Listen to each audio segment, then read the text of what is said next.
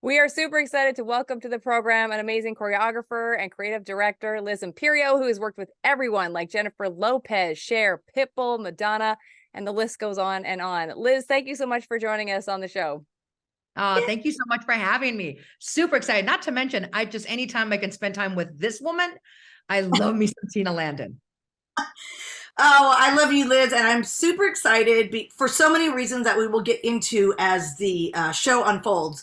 But first, I always like to start off with this question, because when we all meet, kind of when we're auditioning, and some people are on scholarship, like we're kind of all there at the same time. But I like the listeners to know, like, what was your path? Where did you start? Were you in a studio? And where did you live? Did you come to LA? And how'd you get hooked up with Kenny Ortega? We got to find out all of that. So tell us how you got started.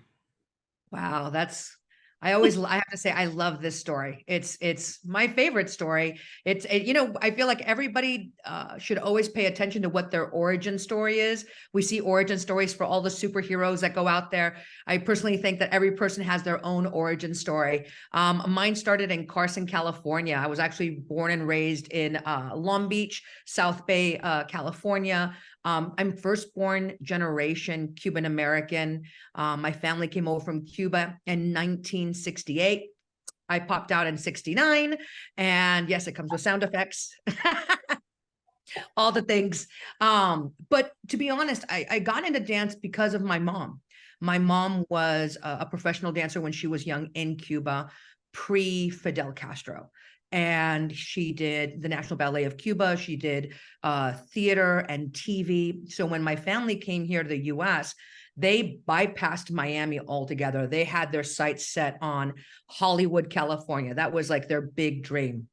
And then, of course, I was the unexpected surprise. And so they chose to pass their dream on to me.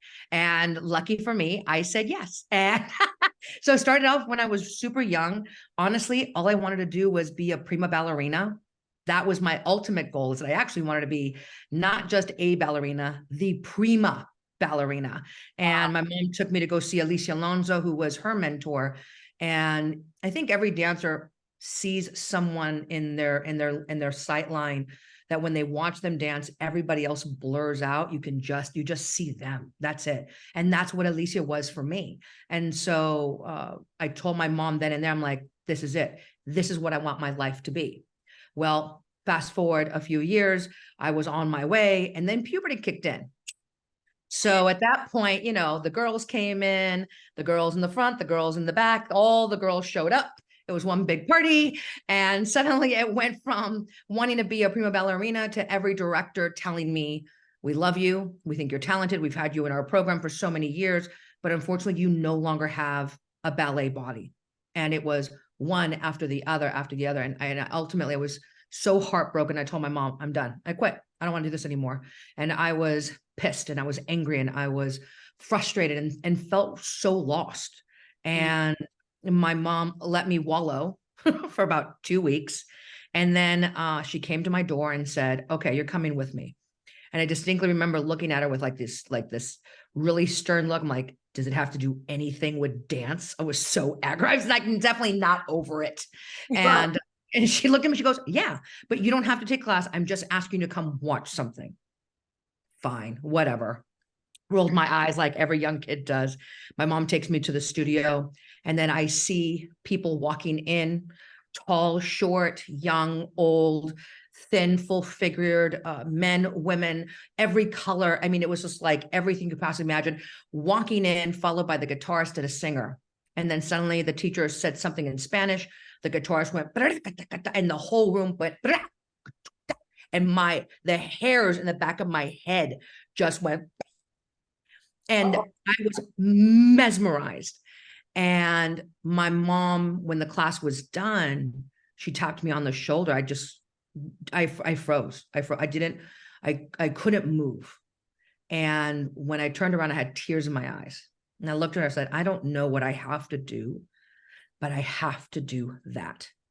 And so that by far will always be such one of my biggest life core memory lessons, that there is no such thing as a door closing. You just have to be patient enough to look for that window and realize there's another way to what you want, to who you were going to be. Just, it may not look what you like you expected it to. So then again, fast forward a few years, and then here I get an audition for a Latin review show for Las Vegas called Latin Quarter. Greg Smith was the casting director, and he had caught wind of my picture and resume, and he's like, hey, we see here that you do a lot of flamenco. Would you mind coming and audition for Kenny Ortega? And Kenny wasn't really the Kenny that we know now. Dirty Dancing hadn't even come out yet. And so he was just, you know, a working choreographer in the industry. And that day I came, my mom, the back of my mom's Cadillac looked like we had just come out of like East LA. It had sit so low because the costumes in the back were so damn heavy. There were she brought literally every flamenco costume I owned. And instead of and a photo album and then a box of cassette tapes, because there was no phone, there was no MP3s. And he was like, so what does she do? And my mom's like, she dances flamenco. She pulled out the album, flipped it open and said, pick a dress, any dress. It'll represent a different part of Spain. She will dance it for you. So Kenny's like flipping through and he's like, I want this one. And my mom looks at me and she goes, zapateado. It's like, oh dear Lord. It's all footwork. So in FYI, flamenco solos are anywhere between 7 to 12 minutes in length. Wow. And so when I finished, and I had, by the way, it was a pencil skirt with a hat, with a horsewhip, boots on. I mean, it was a look. Right. Ruffle shirt, vest like cinched in. And when I finished, Kenny, Greg, and Miranda Garrison stood up and just started applauding. And Kenny's like, I want to see another one. And I was like, my mom's like, yes, you can. You can watch as many as you want. And so my mom gives him the photo, he flips through again. He picks another one. He's like, I want to see this one. My mom looks at me, she goes, Guajira. So it's a 6-foot long train with a big ass shawl. I mean, and it was another 15 minutes. And then at the end, Kenny stands up. He's like, I need to see one more. What? I danced for this man for 30 minutes straight. God. Pouring sweat. Oh my gosh. And I ironically did not book the job as a dancer. What? But I did book the job as an assistant choreographer. Wow. And wow. that's how we met. That's how our relationship, that was the inception of how a lot of my professional career really took off. Commercially speaking, I'd already been working since I was a little kid. I started making money. By the time I was 5, I made my first $20. I mean, I was 20 and I bought my first house. So it was one of those things that working with Kenny was just the step in the direction of an industry I didn't even knew existed. Wow. And that's from there to here. Nuts. I don't even know where to start with all of that information. That is incredible. You are the daughter my dad wished he had. He loved flamenco so much. Like that's, and he took my sister and I one time to El Cid in East, and I don't know what I think it's, honestly, if we would have had a flamenco teacher come to our studio, I know I would have enrolled. I know I would have gravitated towards it. But it was like, I took 2 classes. I thought now I was tapping already at this time, but I took flamenco classes and thought I was going to die. Like my legs have never burned so much. My feet have never hurt so much. And I didn't speak the language. So even though I'm Mexican, we were California Mexicans. We didn't learn anything, but the older I got, like even now, I would love to study flamenco because it's so, well, I don't have to tell you, but for the listeners, like if you guys have never seen it, I mean, Google, it's so incredibly passionate. It was one of the most passionate forms of dance I think I've ever encountered in my life. And I get chills thinking about it, and I had no idea. I knew that I assumed you knew a little flamenco. I had no idea that was your background because I knew you from auditioning. I knew you from jazz. I knew you from tap and every audition that came through Debbie Reynolds. And I feel like our paths were just always crossing. But that That is really exciting. I love that story. And I do have to share a funny Kenny story because it kind of goes to show who he is too, because he saw something in you. You were what, 15? Like you 14. were 14. Oh my Lord. And you got an assisting. Like I was barely assisting at the dance studio at I didn't even know what assisting was. Let's just start there. I'm like, what does that even mean? Yeah. Not a clue. Zero. So were you around? You had to be because you were already working with him. But do you remember the movie? I don't think it ever got made, but there was a movie he was working on called Skirt. Yes. So you'll have to tell me more about it. But so I went as a dancer, and they said, they're going to be kind of picking some people possibly for doing some lines, some acting, not cocaine, doing some acting lines. That didn't come out right. I was like, doing some lines. I had zero acting experience. And coming from being a dancer, right, we are taught you get every step perfectly the way it's taught. You have to do it perfect. Whereas in acting, now that I've done it for so long, I'm like, oh, okay, you get the general idea, and then you do a cold read and you just go for it. So I get cut, but as I'm walking out, somebody grabs me and say, hey, we'd really like you to read for this character.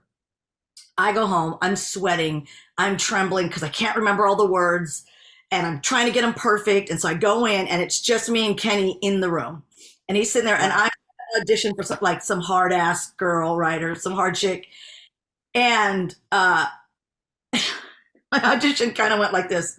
I'd say a few lines and go, oh, God, I'm sorry. Can I start over?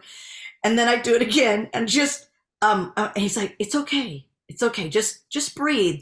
And he talked to me a little bit more about it. He made me feel at ease. I was this close to crying, and I probably did it 3 or 4 more times. And I just kept messing up. And he's like, okay, listen, I think you have something. I would like to give you, and he gave me another character with like a quarter of the lines. He goes, I want you to go home and try this one, but you have to promise me something. No matter what, you're not going to come back and apologize for any mistakes. I've never, ever forgotten that. Obviously I didn't get it. But it's like that thing in my head that was like, oh, you just got to learn how to push. I never did that with dance. I would have never stopped, but it was such a foreign thing for me. And he was so kind and so loving.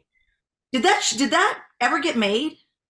No, it never got made. It was actually, I think, one of the best all-female auditions till this date that I've ever really seen that pushed everyone. It was deep rooted in different types of cultures. We had the White Lotuses, and then you had like the Hispanic squad, and then you had the Italian crew, and then you had the wasps from Scottsdale's, and it was just like a little bit of everything. I wished it would have been made. The script I thought was so cool.